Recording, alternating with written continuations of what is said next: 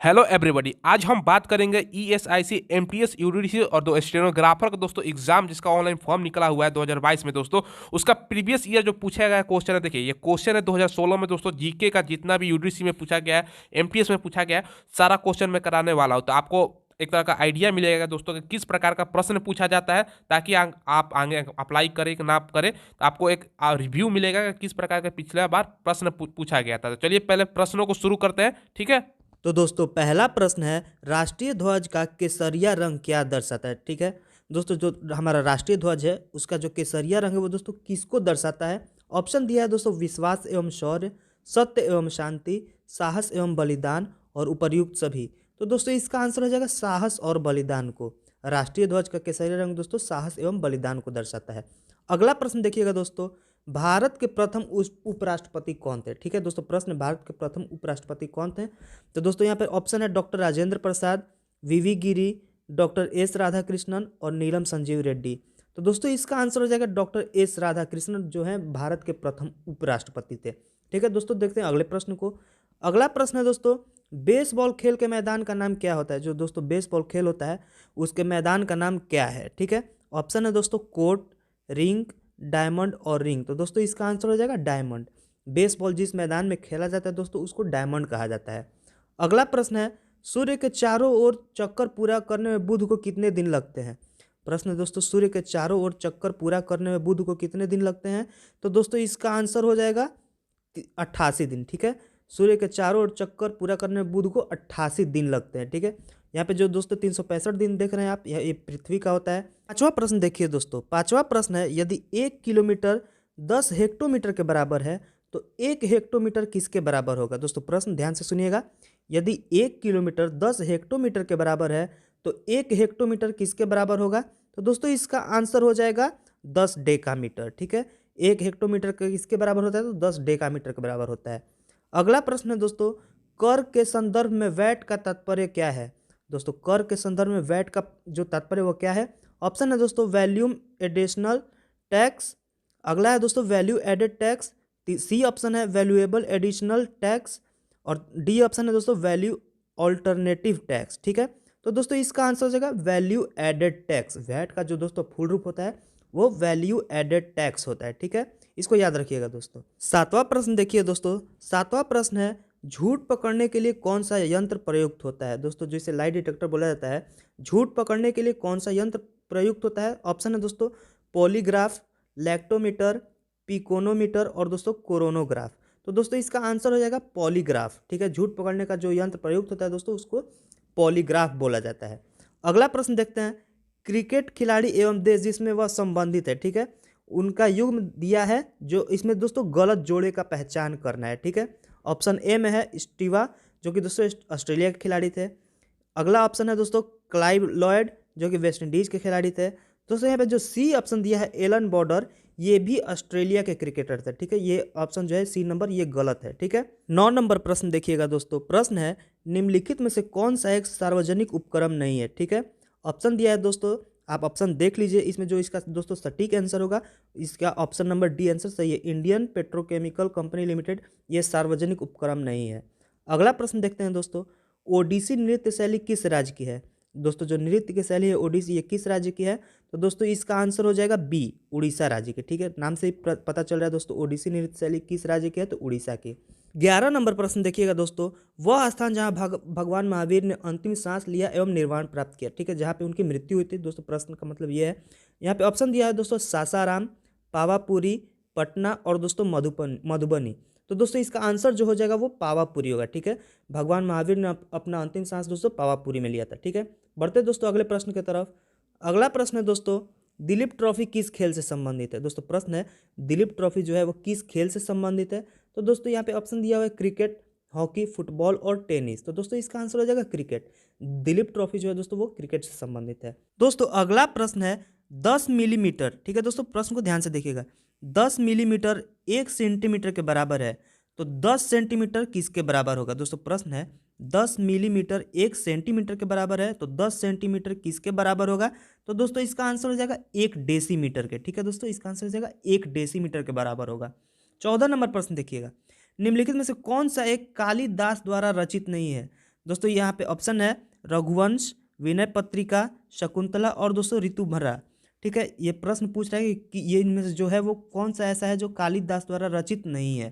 तो दोस्तों इसका आंसर हो जाएगा विनय पत्रिका। ठीक है, विनय पत्रिका जो है दोस्तों वो कालिदास ने इसकी रचना नहीं की थी, बाकी जो 3 है दोस्तों उसकी रचना कालिदास ने किया था। ठीक है, अगला प्रश्न देखते हैं दोस्तों, अणुशक्ति कहाँ से प्राप्त होती है। प्रश्न है दोस्तों अणुशक्ति कहाँ से प्राप्त होती है, तो दोस्तों इसका आंसर हो जाएगा यूरेनियम से। ठीक है, अणुशक्ति यूरेनियम से प्राप्त होती है। 16 नंबर प्रश्न देखिए, निम्नलिखित में से कौन सा शक माह ऐसा है जो जो दोस्तों 31 दिन का होता है। ठीक है, कौन सा शक माह 31 दिन का होता है। ऑप्शन देखिएगा दोस्तों, ए में है दोस्तों फागुन, बी में है पौष, सी में है दोस्तों माघ, डी में है भाद्र। तो दोस्तों इसका आंसर हो जाएगा माघ। माघ जो महीना है दोस्तों शक महीने का वो 31 दिन का होता है। ठीक है, जो ऑप्शन में है उसके अनुसार। ठीक है, अगला प्रश्न देखिएगा दोस्तों, जब पृथ्वी चांद एवं सूर्य के मध्य आ जाती है, दोस्तों ध्यान से सुनिएगा, जब पृथ्वी जो है दोस्तों जब चांद एवं सूर्य के मध्य आ जाती है तो इसे क्या कहते हैं। ऑप्शन है चंद्र ग्रहण, सूर्य ग्रहण। ठीक है, इन्हीं दोनों में दोस्तों आंसर छुपा हुआ है, तो इसका आंसर हो जाएगा दोस्तों 17 का ए, चंद्र ग्रहण। ठीक है, जब पृथ्वी सूर्य और एवं चांद के मध्य आ जाती है तो इसे चंद्र ग्रहण कहा जाता है। और दोस्तों जब चांद सूर्य और पृथ्वी के मध्य आता है तो उसे सूर्य ग्रहण कहा जाता है। ठीक है, इसको याद रखिएगा दोस्तों। अगला प्रश्न है, पृथ्वी के सर्वाधिक समीप कौन सा ग्रह है। दोस्तों प्रश्न काफी महत्वपूर्ण है, पृथ्वी के सर्वाधिक समीप कौन सा ग्रह है, तो दोस्तों इसका आंसर हो जाएगा शुक्र। ठीक है, पृथ्वी के सर्वाधिक समीप ग्रह कौन सा है, तो शुक्र इसका आंसर हो जाएगा दोस्तों। ठीक है, और बुध जो है दोस्तों वो सूर्य के सबसे सर्वाधिक निकट ग्रह है। ठीक है, 19 नंबर प्रश्न देखिएगा दोस्तों, प्रश्न काफी महत्वपूर्ण है, निम्नलिखित में से कौन सी संयुक्त राष्ट्र की एजेंसी नहीं है। ठीक है, प्रश्न दोस्तों काफी महत्वपूर्ण है। ऑप्शन दिया है WHO यानी कि वर्ल्ड हेल्थ ऑर्गेनाइजेशन, अगला ऑप्शन है ILO, सी ऑप्शन में दिया है दोस्तों FAO और दोस्तों डी में है सार्क। ठीक है, दोस्तों इसका जो आंसर हो जाएगा वो डी हो जाएगा, क्योंकि जो सार्क है दोस्तों दक्षिण एशियाई देशों का एक संगठन है। ठीक है, 20 नंबर प्रश्न भी दोस्तों काफी महत्वपूर्ण है। दोस्तों प्रश्न को ध्यान से सुनिएगा, निम्नलिखित में से कौन सा मुंशी प्रेमचंद्र द्वारा लिखित नहीं है। ठीक है, निम्नलिखित में दोस्तों कौन सी ऐसी रचना है जो जिसकी रचना मुंशी प्रेमचंद्र ने नहीं किया है। ऑप्शन है दोस्तों गबन, गोदान, ईदगाह और रत्नावली। ठीक है दोस्तों, इसका आंसर हो जाएगा दोस्तों रत्नावली। ठीक है, ये जो बाकी जो 3 है गबन, गोदान और ईदगाह, इसकी रचना मुंशी प्रेमचंद ने किया था, लेकिन रत्नावली का रचना इन्होंने नहीं किया था। दोस्तों इसका आंसर हो जाएगा ऑप्शन डी। ठीक है, अगला प्रश्न देखिएगा, पद ड्रिबल का प्रयोग किसमें होता है। ठीक है दोस्तों, प्रश्न ये भी काफी महत्वपूर्ण है, ड्रिबल जो शब्द है वो किसमें प्रयोग होता है, तो दोस्तों इसका आंसर हो जाएगा बी। ठीक है, इसका आंसर है दोस्तों बी, फुटबॉल में ड्रिबल शब्द का प्रयोग किया जाता है। ठीक है, अगला प्रश्न देखिए, वास्को डिगामा था, दोस्तों ये पूछ रहा है ये कहाँ का निवासी था। ठीक है, तो दोस्तों इसका आंसर हो जाएगा ए, एक पुर्तगाली नाविक था। ठीक है, वास्को डिगामा जो है दोस्तों एक पुर्तगाली नाविक था। अगला प्रश्न देखते हैं, भारतीय स्वतंत्रता इतिहास में काकोरी कांड एक प्रसिद्ध स्वतंत्रता घटनाक्रम के रूप में जाना जाता है, यह स्थान किसके सर्वाधिक निकट है। ठीक है दोस्तों, 23 नंबर प्रश्न काफी महत्वपूर्ण है। ऑप्शन है देवरिया, लखनऊ, दिल्ली और पटना। तो दोस्तों इसका आंसर हो जाएगा ऑप्शन बी, लखनऊ। ठीक है, भारतीय स्वतंत्रता इतिहास में काकोरी कांड एक प्रसिद्ध स्वतंत्रता घटनाक्रम के रूप में जाना जाता है, यह स्थान सर्वाधिक लखनऊ के निकट है, इसको याद रखिएगा दोस्तों। अगला प्रश्न देखते हैं दोस्तों, 24 नंबर प्रश्न है, निम्नलिखित में से कौन रक्त में शामिल होता है। ठीक है, निम्नलिखित में से कौन सा ऐसा है घटक जो है जो रक्त में शामिल होता है, तो दोस्तों इसका आंसर हो जाएगा उपर्युक्त सभी। ठीक है, लाल रक्त कणिकाएं, श्वेत रक्त कणिकाएं और दोस्तों प्लेटलेट्स एवं प्लाज्मा, ये सब रक्त में पाए जाते हैं। ठीक है, अगला प्रश्न है, पाराद्वीप बंदरगाह किस राज्य में स्थित। दोस्तों ये भी प्रश्न काफी महत्वपूर्ण है, पाराद्वीप बंदरगाह किस राज्य में स्थित है, तो दोस्तों इसका आंसर हो जाएगा उड़ीसा में। ठीक है, पाराद्वीप बंदरगाह उड़ीसा में स्थित है। अगला प्रश्न देखिएगा दोस्तों, अगला प्रश्न है, APJ अब्दुल कलाम से पूर्व भारत के राष्ट्रपति कौन थे। ठीक है, प्रश्न दोस्तों ये भी पूछ सकता है कि APJ अब्दुल कलाम के बाद भारत के राष्ट्रपति कौन बनी थी, तो वो हो जाएगा दोस्तों प्रतिभा देवी सिंह पाटिल। और दोस्तों यहाँ पे प्रश्न है, APJ अब्दुल कलाम से पूर्व भारत के राष्ट्रपति कौन थे, तो दोस्तों इसका आंसर हो जाएगा KR नारायणन। ठीक है, इसका आंसर है दोस्तों KR नारायणन जो है वो भारत के APJ अब्दुल कलाम से पूर्व भारत के राष्ट्रपति थे। ठीक है दोस्तों, 27 नंबर प्रश्न है, वह दिन जिस पर सूर्य मकर रेखा पर होता है और एवं उत्तरी शीतोष्ण कटिबंध में सर्दी होती है, तो दोस्तों इसका तारीख पूछ रहा है। ठीक है दोस्तों, इसका एग्जैक्ट आंसर मुझे पता नहीं है, इसका आंसर आप लोग दोस्तों नेट में खोज लीजिएगा, मिल जाएगा, इसके लिए दोस्तों माफ़ कीजिएगा। ठीक है, 28 नंबर प्रश्न देखिएगा दोस्तों, 1 मीटर में कितने गज होते हैं। दोस्तों प्रश्न है 1 मीटर में कितने गज होते हैं, तो दोस्तों यहाँ पे ऑप्शन देखिए 1.09 गज, बी ऑप्शन है दोस्तों 1.19 गज, सी है दोस्तों 1.16 गज और दोस्तों डी है इनमें से कोई नहीं। तो दोस्तों इसका आंसर हो जाएगा दोस्तों ए 1.09 गज। 1 मीटर में कितने गज होते हैं? तो 1.09 गज होता है इसका आंसर दोस्तों, ठीक है, इसको याद रखिएगा। अगला प्रश्न देखिए दोस्तों, अमर्त्य सेन किस क्षेत्र में नोबेल पुरस्कार से पुरस्कृत हुए थे? ठीक है, अमर्त्य सेन जो है दोस्तों वो किस क्षेत्र में नोबेल पुरस्कार इन्हें दिया गया था? तो दोस्तों इसका आंसर हो जाएगा 29 का दोस्तों डी, ठीक है, अर्थशास्त्र के क्षेत्र में अमर्त्य सेन को नोबेल पुरस्कार प्राप्त हुआ था। अगला प्रश्न देखते हैं दोस्तों, सेंटीग्रेड एवं फ़ारेनहाइट किस स्केल पर समान पठन देते हैं? ठीक है, ऑप्शन है -40 डिग्री, -32 डिग्री, -273 डिग्री और दोस्तों 100 डिग्री। ठीक है, तो दोस्तों इसका आंसर हो जाएगा ऑप्शन ए -40 डिग्री। सेंटीग्रेड एवं फ़ारेनहाइट किस स्केल पर समान पठन देते हैं? तो -40 डिग्री दोस्तों इसका आंसर हो जाएगा। ये प्रश्न दोस्तों बार बार पूछा जाता है, ठीक है, इसको याद रखिएगा। अगला प्रश्न है, निम्नलिखित में से कौन सा एक मौलिक अधिकार नहीं है? ठीक है दोस्तों, निम्नलिखित में से कौन सा एक मौलिक अधिकार नहीं है? तो दोस्तों आप लोग एक बार ऑप्शन खुद से देख लीजिएगा। इसका आंसर जो है दोस्तों वो हो जाएगा बी, ठीक है, सूचना अधिकार अधिनियम। ठीक है, ये मौलिक अधिकार नहीं है, बाकी जो है वो मौलिक अधिकार में आता है दोस्तों, ठीक है, इसको याद रखिएगा। अगला प्रश्न है, भारत का प्रथम प्रधानमंत्री जिसे अविश्वास प्रस्ताव मत मिलने के कारण पद से त्यागपत्र देना पड़ा था? तो दोस्तों इसका एग्जैक्ट आंसर तो होगा मोरारजी देसाई, लेकिन दोस्तों वो ऑप्शन में नहीं है और दोस्तों इसका एग्जैक्ट आंसर मुझे पता नहीं है, इसलिए इसका भी आंसर आप लोग नेट पे ढूंढने का कोशिश जरूर कीजिएगा, ठीक है। अगला प्रश्न देखिए दोस्तों, हेप्टागन में भुजाओं की संख्या कितनी होती है? दोस्तों ये भी प्रश्न काफ़ी महत्वपूर्ण है।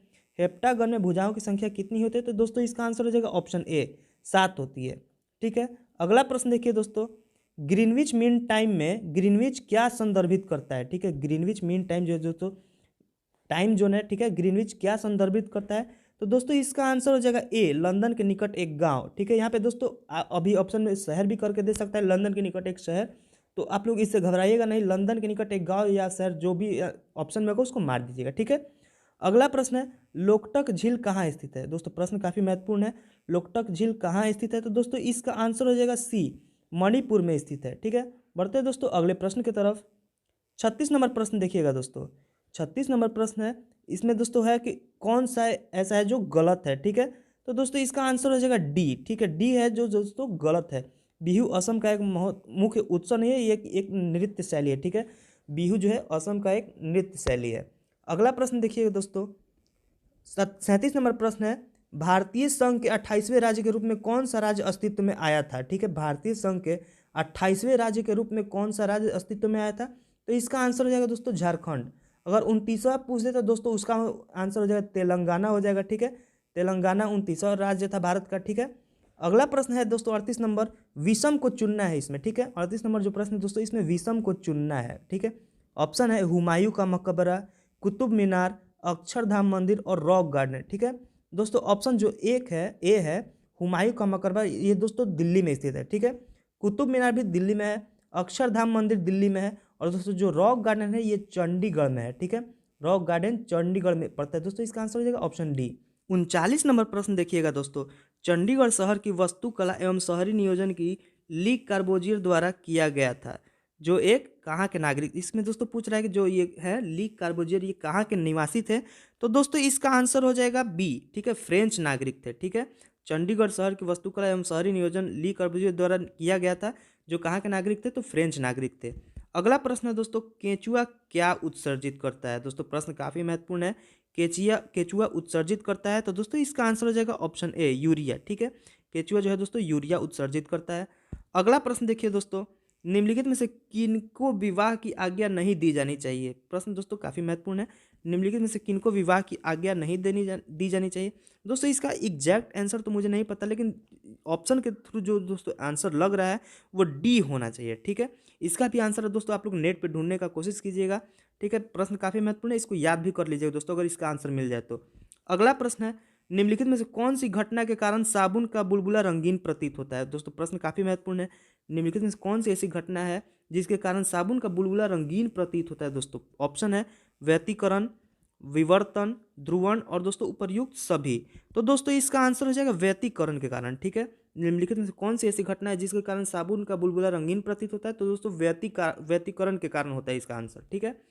अगला प्रश्न है, न्यूट्रॉन की खोज किसने किया था? तो दोस्तों इसका आंसर हो जाएगा चैडविक ने, न्यूट्रॉन का खोज दोस्तों चैडविक ने किया था। प्रश्न दोस्तों काफ़ी महत्वपूर्ण है, इसको भी याद रखिएगा। ठीक है, अगला प्रश्न है दोस्तों, हाइड्रोजन की खोज किसने किया था? ये भी प्रश्न दोस्तों काफ़ी महत्वपूर्ण है। हाइड्रोजन का खोज किसने किया था? तो दोस्तों इसका आंसर हो जाएगा कैवेंडिश ने। ठीक है, कैवेंडिश ने हाइड्रोजन का खोज किया था। अगला प्रश्न है, पहाड़ी स्थल, दोस्तों प्रश्न ध्यान से सुनिएगा, पहाड़ी स्थल कलिम्पोंग किस राज्य में स्थित है? ठीक है, पहाड़ी स्थल कलिम्पोंग किस राज्य में स्थित है? तो दोस्तों इसका आंसर हो जाएगा पश्चिम बंगाल में स्थित है। ठीक है, इसका आंसर पश्चिम बंगाल हो जाएगा दोस्तों। 41 नंबर प्रश्न देखिएगा दोस्तों, काफ़ी महत्वपूर्ण प्रश्न है। किसने विशिष्ट द्वैत प्रस्तुत किया था? ठीक है, किसने विशिष्ट द्वैत प्रस्तुत किया था? तो दोस्तों इसका आंसर हो जाएगा इनमें से कोई नहीं। ठीक है दोस्तों, इनमें ये कोई भी ऑप्शन जो है ए बी सी ये सही नहीं है, इसका रामानुजाचार्य दोस्तों इसका आंसर होता है। ठीक है, किसने विशिष्ट द्वैत प्रस्तुत किया था? तो दोस्तों यहाँ पे इसका आंसर हो जाएगा ऑप्शन डी। ठीक है, 47 नंबर प्रश्न देखिएगा, प्रश्न दोस्तों काफ़ी महत्वपूर्ण है, इसको ध्यान से सुनिएगा और याद भी कीजिएगा। भारत में निम्नलिखित में से किस स्थान पर आप फ्रांसीसी उपनिवेश का इतिहास, संस्कृति एवं परंपरा पाएंगे? ठीक है दोस्तों, भारत में ऐसा कौन सा स्थान है जहां पर आप फ्रांसीसी उपनिवेश का इतिहास, संस्कृति एवं परंपरा देख सकेंगे? ठीक है, तो दोस्तों इसका आंसर हो जाएगा ऑप्शन डी। ठीक है, पौंडीचेरी। ठीक है, इसका आंसर दोस्तों पौंडीचेरी हो जाएगा। अगला प्रश्न है दोस्तों, शक संवत और ईसाई संवत में कितने वर्ष, प्रश्न है दोस्तों, शक संवत ईसाई संवत से कितने वर्ष पीछे है? तो दोस्तों इसका ऑप्शन यहाँ पे दिया हुआ है 78, 100, 65 और इनमें से कोई नहीं। तो दोस्तों इसका आंसर हो जाएगा 78 वर्ष। ठीक है, इसका आंसर हो जाएगा दोस्तों 78 वर्ष। अगला प्रश्न है दोस्तों, प्रश्न काफ़ी महत्वपूर्ण है, बनारस हिंदू विश्वविद्यालय के संस्थापक कौन थे? दोस्तों प्रश्न काफ़ी महत्वपूर्ण है और काफ़ी बार एग्जाम में पूछा गया है, बनारस हिंदू विश्वविद्यालय यानी BHU के संस्थापक कौन थे? तो दोस्तों इसका आंसर हो जाएगा मदन मोहन मालवीय। इसको याद रखिएगा दोस्तों, बनारस हिंदू विश्वविद्यालय के संस्थापक कौन थे? तो मदन मोहन मालवीय। अगला प्रश्न देखिए दोस्तों, कावेरी जल विवाद जो है वो किन राज्यों के मध्य है? दोस्तों कावेरी जल विवाद किन दो राज्यों के मध्य है? ऑप्शन है आंध्र प्रदेश एवं कर्नाटक, बी नंबर पे ऑप्शन है दोस्तों कर्नाटक एवं तमिलनाडु, सी ऑप्शन है कर्नाटक एवं आंध्र प्रदेश और दोस्तों डी ऑप्शन है आंध्र प्रदेश एवं तमिलनाडु। तो दोस्तों इसका जो सही आंसर है वो हो जाएगा कर्नाटक एवं तमिलनाडु के मध्य। ठीक है, कावेरी जल विवाद किन राज्यों के मध्य है? तो कर्नाटक एवं तमिलनाडु के मध्य। ठीक है दोस्तों, तो दोस्तों आज की वीडियो में बस इतना ही रखते हैं। उम्मीद करता हूँ आपको वीडियो काफ़ी पसंद आई होगी। अगर दोस्तों वीडियो पसंद है तो मेरे चैनल को लाइक और सब्सक्राइब कीजिएगा और दोस्तों वीडियो को शेयर भी कीजिएगा। धन्यवाद।